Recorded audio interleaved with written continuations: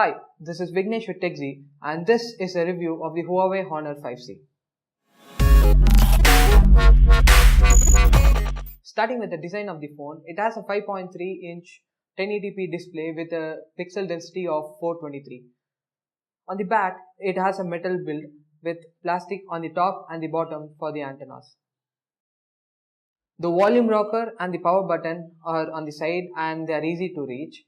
On the left, there are no buttons but just a SIM eject tool where you can have two SIMs. And on the bottom, you have the micro USB slot and the speaker and the microphone. On the top, you have a headphone jack and a microphone for background noise. On the back, you have the camera which is protruding, but that's not really an issue because it's not that big of a deal. And right below the camera, you have the fingerprint sensor which is fingerprint 2.0 now, and it seems to be really fast. Way below that, you have the Honor branding, which looks pretty cool on the design. Coming to the internals of the phone is powered by Huawei's own processor, Kirin 650. It's an octa-core processor and it's manufactured using 16 nanometer technology. And we'll come back to that later. So apart from that, the phone has a 2 GB RAM, which is not much compared to the other phones in this segment, but it lives up.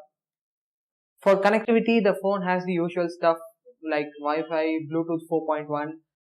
The phone is a dual SIM phone and you can have two nano SIMs in it at the same time.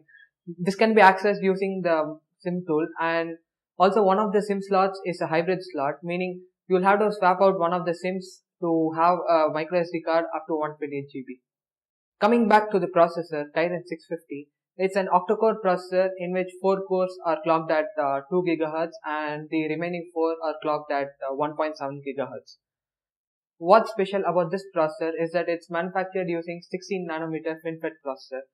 We'll be explaining in detail about the processor and why it's really important to have the 16 nanometer process right here. You can go check it out. And along with the processor, it has a motion coprocessor where the phone is continuously recording the number of steps you take.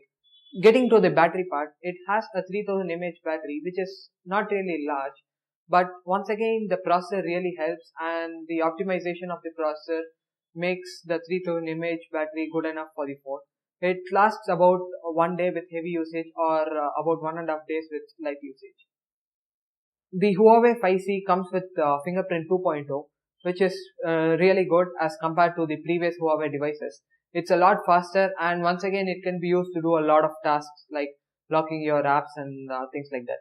And once again the fingerprint will be stored in your processor and it cannot be accessed by third-party apps. Coming to the software side of the phone runs on Android 6.0 Marshmallow with their own skin EMUI 4.1. EMUI is a lot more stable than before and it works pretty similar to the way it used to. Getting to the camera, it has an 8 megapixel front facing camera and a 16 megapixel rear camera with a single tone flash. The camera is really good, once again thanks to the processor which processes the images natively on it. It shoots pretty good photos on the auto mode, but it really shows its capabilities when you switch on to the manual mode and you play around with it. At the time of making this video, the pricing has not yet been confirmed. It is supposed to be at around 10,500 rupees here in India, which is really good. The only disappointment in this phone is the 2 GB RAM, which definitely shows when you are multitasking between a lot of apps.